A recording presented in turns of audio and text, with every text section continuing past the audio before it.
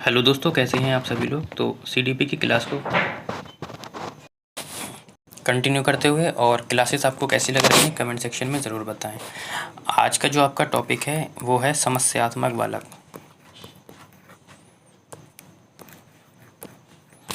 ठीक, समस्यात्मक बालक, इसके अंदर जितने भी इसके सब पॉइंट हैं वो सारे आज हम कवर करेंगे।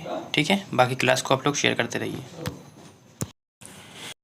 तो जैसा कि मैं पहले की वीडियो में आप लोगों को बता चुका हूँ कि आपका सिलेबस लगभग 90% कंप्लीट हो चुका है। ठीक है, बाकी अब जो 10% का सिलेबस रह गया है बेटा, वो प्रैक्टिस सेट में हम कंप्लीट करेंगे। ठीक है, क्योंकि प्रैक्टिस सेट भी करना ज़रूरी है। बाकी जिन बच्चों ने अभी तक प्रीवियस ईयर की क्लासेस नहीं देखी हैं, प्लेलिस्ट तैयार है, सारी जाकर वहाँ से क्लासेस देख लीजिए, उसके बाद ही प्रैक्टिस सेट आप लोग लगाइए। ठीक है, तो हमारा टॉपिक है समस्यात्मक बालक। किसे कहते हैं समस्यात्मक बालक। ठीक है, और इनकी कैटेगरी में कौन कौन से आते हैं। तो डेफिनेशन सी टेट में नहीं आती है, टेट और एस टेट यानी कि सुपर टेट में आती है, लेकिन समझाने के लिए हमने अब क्या लिया है, डेफिनेशन को लिया है, जिससे कि आपका अच्छे से कवर हो जाए। देखो, समस्यात्मक बालक शब्द उन बालकों के लिए प्रयोग होता है जिनका व्यवहार और व्यक्तित्व किसी न किसी रूप से अन्य बालकों से कैसा होता है, या तो असामान्य होता है या अमान्य हो, कक्षा चलने में बाधा उत्पन्न करते हैं। ये क्या करते हैं, कक्षा में बाधा उत्पन्न करते हैं। कैसे करते हैं अभी बताते हैं। प्रोफेसर विटी कहते हैं कि ऐसा बालक जो सामाजिक नियमों से विचलित हो गया है समस्यात्मक बालक कहलाता है। ठीक है, ये सीधे सीधे कोटेशन है जो कि आपको टेट में और सुपर टेट में देखने को मिलेंगे। बाकी समस्यात्मक बालक के प्रकार देखो, चोरी करने वाला बालक समस्यात्मक बालक, प्रतिभाशाली बालक, हिंसा या झगड़े करने वाला, स्कूल से भाग जाने वाला बालक, झूठ बोलने वाला बालक, गृह कार्य न करने वाला बालक और कक्षा में देर से आने वाला बालक। अब आप लोग कहते होंगे सर प्रतिभाशाली बालक समस्यात्मक बालक कैसे हो सकता है, तो इसे भी हम अभी कवर करेंगे और आपको बताएंगे कि कैसे हो सकता है। तो सबसे पहला है आपका चोरी करने वाला बालक। ठीक, उनकी शिक्षा और उनके सुधार कैसे करे जाएं। ठीक है, देखो सबसे पहले इन्हें तो आप चोर का तमगा ना दें कि आप चोर हो। ठीक है, ये ना बोलें उन्हें। ठीक, कैसे भी करके आप क्या करेंगे, उनकी पृष्ठभूमि को देखेंगे, कहाँ सर वो आए हैं, उनका दायरा चेक करेंगे, किस माहौल से आए हैं, फिर उसका क्या करेंगे, निदान करने के बाद उपचार करेंगे। डायरेक्ट नहीं बोलेंगे आप बच्चों को कि आप चोर हैं। ठीक है, माता पिता क्या करेंगे, उनकी ज़रूरतें पूरी करेंगे। ठीक है, केवल ज़रूरतें पूरी करेंगे। जैसे कि बच्चा कभी कभी ज़िद करने लगता है, तो वो ज़िद पूरी नहीं करना है, उनकी ज़रूरतें पूरी करेंगे। ज़रूरतें पूरी अगर आप करेंगे तो बच्चा क्या करेगा, चोरी की तरफ नहीं बढ़ेगा। ठीक है, तो चोरी देखो बच्चा दो तरीके से करता है, या तो आप पैसा नहीं दे रहे हैं, बच्चे की मजबूरी है वो चोरी करवा रहा है क्योंकि ज़रूरत पूरी नहीं हो रही, या तो आपने उसे बहुत ज़्यादा पैसा दे दिया है और अचानक देना बंद कर दिया है, तब वो चोरी करेगा। जैसा कि नीचे पॉइंट दे रखा है, ज़्यादा पैसा देकर अभिभावक आदत ना बिगाड़ें, इससे भी चोरी करने की आदत हो सकती है। इन्हें चोरी से होने वाली हानियों के बारे में और दंड के बारे में क्या कराएं, अवगत कराएं। केवल अवगत कराना है, दंड नहीं देना है। ठीक है, दंड नहीं देना है। जैसे कि नीचे लिखा है, चोरी करने पर इन्हें चेतावनी दें केवल, लेकिन डर पैदा ना करें। ठीक है, हानियों के बारे में बताएं। दंड की आपको स्कूल से रजिस्ट्रेट किया जा सकता है, हटाया जा सकता है इतने साल के लिए। ठीक है, ये केवल इस तरीके से। इनकी पृष्ठभूमि, जैसे कि मैंने अभी आपको बताया कि इनकी पृष्ठभूमि का आप लोग क्या करेंगे, अध्ययन करेंगे। ठीक है, और उसके बाद कारण का पता लगाकर उनमें क्या करेंगे, आप लोग सुधार करेंगे। ठीक, अब बच्चों के मन में कन्फ्यूज़न कि सर प्रतिभाशाली बालक कैसे हो सकता है समस्यात्मक बालक, तो अभी आपको क्लियर हो जाएगा। देखो, प्रतिभाशाली बालक क्या होता है, यदि आप इसे सामान्य कक्षा में पढ़ा रहे हैं, तो यदि आप किसी को जैसे कि आप कोई टॉपिक पढ़ा रहे हैं, टॉपिक में मान लीजिए आप पढ़ा रहे हैं प्रॉफिट लॉस पढ़ा रहे हैं। क्या पढ़ा रहे हैं, प्रॉफिट और लॉस पढ़ा रहे हैं, ऐसे समझ लीजिए। अब यदि सामान्य बालक को आपने 5 क्वेश्चन दिए हैं और अगर प्रतिभाशाली को भी 5 क्वेश्चन दिए हैं, तो ये तो कम से कम 20 मिनट लगाएगा, ये केवल 10 मिनट में करके बैठ जाएगा। और जब ये 10 मिनट में कर लेगा, तब ये इधर वाले बच्चों को क्या करेगा, चुल करेगा कि अरे तेरा सवाल नहीं हो पाया, कभी पेन भोंकेगा, कभी कुछ करेगा, देख मेरा सवाल हो गया, तू कितनी देर में कर रहा है। तो यानी ये बन गया समस्यात्मक बालक। तो टीचर होने के नाते आपको ये करना है कि यदि आप दोनों को 5-5 क्वेश्चन दे रहे हैं, तो इसका लेवल थोड़ा डाउन रखेंगे आप लोग, और इसका लेवल को थोड़ा कैसे रखेंगे, हाई रखेंगे, जिससे कि दोनों का इक्वल हो जाए। अगर ऐसा नहीं करना चाह रहे हैं तो आप लोग ऐसा भी कर सकते हैं कि सामान्य वाले को आप 5 क्वेश्चन दे दीजिए ठीक है।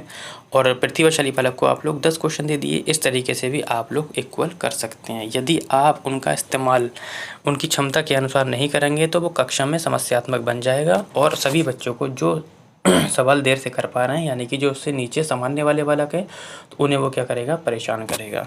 तो आई होप आप लोगों को ये पॉइंट क्लियर हो गया होगा। ठीक, तो इसके लिए आपको क्या करना है, जैसे कि समूह कार्यक्रम हो गए अपनाए जाएँ। निर्धारित पाठ्यक्रम के अलावा इन्हें जैसे खेल कूद में, संगीत कला आदि में भी क्या करें बेटा, बिजी रखेंगे, जिससे कि ये समस्या पैदा ना करें। जैसे कि अभी मैंने बताया कि इन्हें कक्षा में या तो सामान्य विद्यार्थियों से चुनौतीपूर्ण कार्य दें या फिर ज़्यादा कार्य दें। ठीक, ये भी मैंने समझा दिया आपको। इसकी क्षमता का उपयोग करें।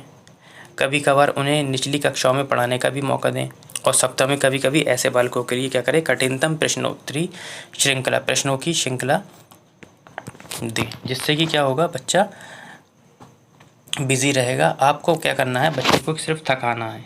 ठीक है। अब है आपका हिंसा या झगड़ा करने वाला बालक। ठीक है, इनके लिए कैसा कैसा शिक्षा और उपचार होगा।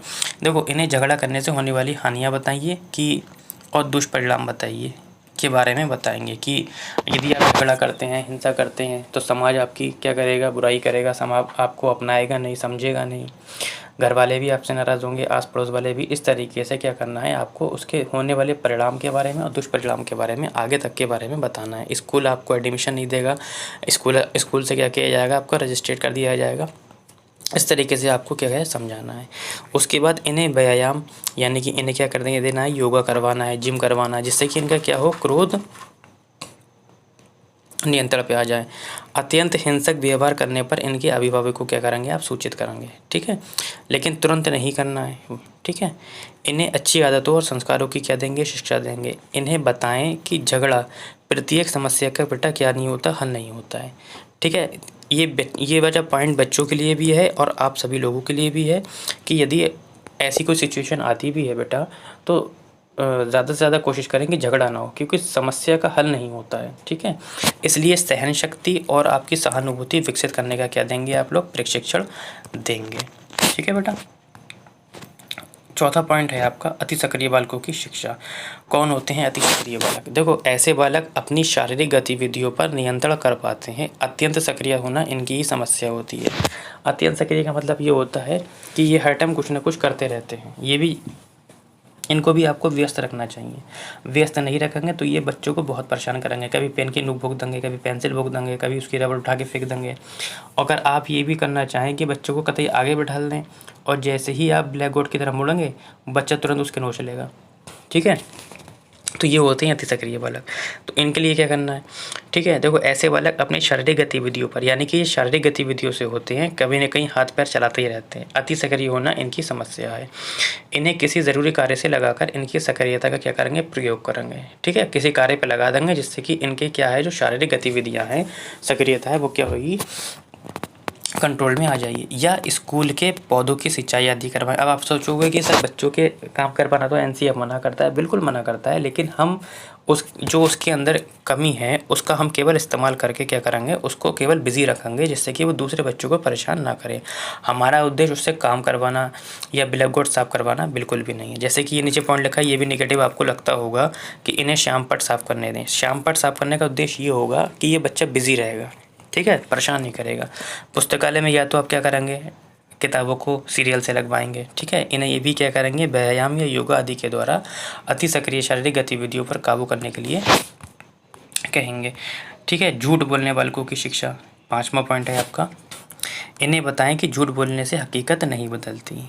ठीक है, ये पॉइंट बच्चों के लिए भी है, अगर एज अ सीटेट के तौर पर देखा जाए, और आप लोग और हम लोग सभी के लिए है कि यदि हम झूठ बोलते भी हैं तो उससे क्या होता है कि हकीकत तो नहीं बदलती है ना, तो हमें झूठ नहीं बोलना चाहिए। उन्हें इस बात से भी अवगत कराएं कि एक झूठ बोलने के कारण क्या होता है, हमें कई झूठ बोलना पड़ते हैं, हज़ारों झूठ बोलना पड़ते हैं। जैसे कि रियल सिचुएशन में भी होता है कि एक झूठ बचाने के लिए हमें हज़ारों झूठ बोलना पड़ते हैं।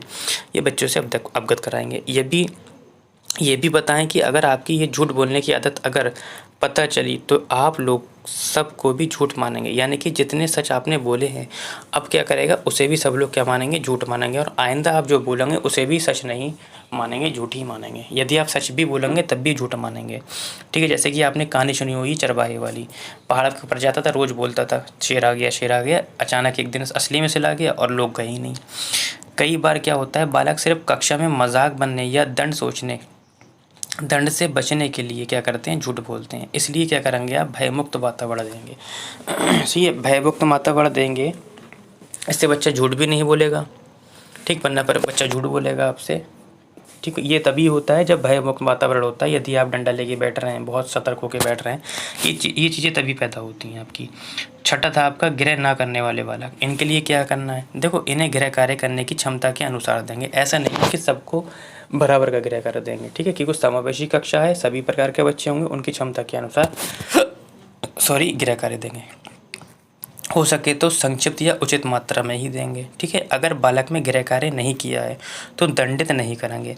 क्या करेंगे, उसका महत्व समझाएंगे गृह कार्य का। कई बार बालक संभावित दंड से बचने के लिए भी क्या करते हैं बेटा, झूठ बोलते हैं।